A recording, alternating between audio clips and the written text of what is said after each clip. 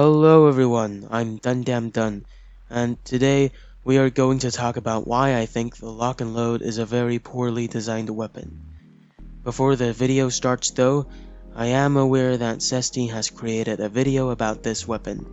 In that video, Zesty stated that the lock-and-load is a viable side grade compared to the stock grenade launcher, not a poorly designed weapon. A viable side grade is different from a balanced weapon. Now that you're quote-unquote enlightened, let's get straight into the video.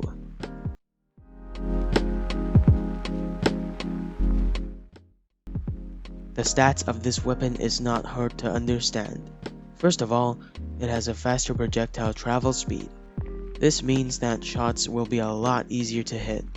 1v1 is always a demo man's weakness, but with the lock-and-load, 1v1 is way easier because of the easy to hit shots. Next, it does more damage to buildings. You can two-shot a level 3 sentry really quickly, and the pipes won't explode mid-air, so the range of your pipes are significantly increased. Now, it's time for the downsides. This weapon has a minus 25% clip size. There's only 3 pipes in the clip now, effectively reducing the damage potential with this weapon. It also has a minus 25% radius, which, to be honest, doesn't really matter at all. If you want to deal splash damage, the sticky bomb launcher exists. Just use that instead.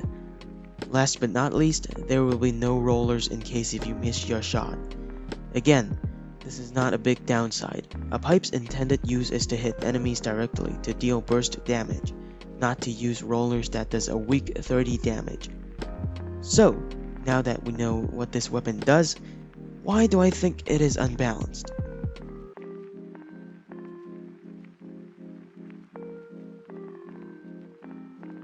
In order to understand why the lock-and-load is unbalanced, let's compare it to a weapon that's similar to it, the direct hit.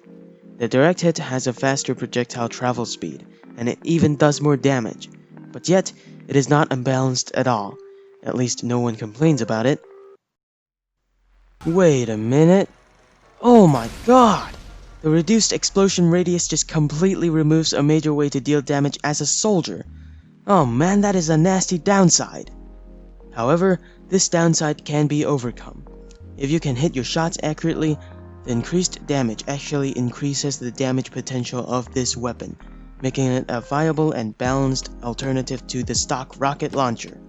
A good player can even be more effective with it. Now, let's move our attention back to the lock-and-load.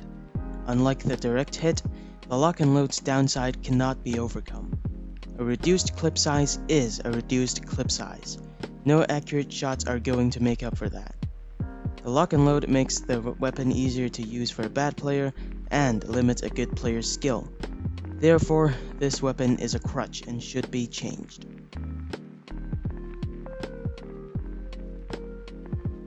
The lock-and-load is also unfun to play against. In order to explain that, let's take a look at the direct hit again. If you're dealing with a soldier that is using the direct hit, the rockets will be harder to dodge because of the increased projectile speed. The rockets will also be easier to dodge because of the reduced splash radius. It is a weird situation in which I'd say the two balance each other out. However, if you're dealing with a demo man who's using the lock-and-load, the pipes will simply be really hard to dodge and that's it. There will be no rollers, but as mentioned before, rollers aren't that much of a threat. It's just a bonus damage kind of thing. The reduced clip size would be a big problem for the demo if pipes doesn't do 100 damage. 3 pipes can already do 300 damage. So, even if you only hit 2 shots, only a heavy can survive that. The other 8 classes in the game won't. Furthermore, the quicker projectile speed also makes you receive damage even quicker, making this weapon absolutely overpowered when used with the sticky bomb launcher. So, how would I make this weapon better? Well, I don't really think I can. The lock-and-load's design is completely based off of the increased projectile travel speed, which is the very thing that makes this a poorly designed weapon. The only way to make this weapon better is through a rework of some sort. But, These are only my opinions. If you have any other thoughts about this weapon, make sure to let me know in the comments below. I hope you've enjoyed this video and goodbye for now.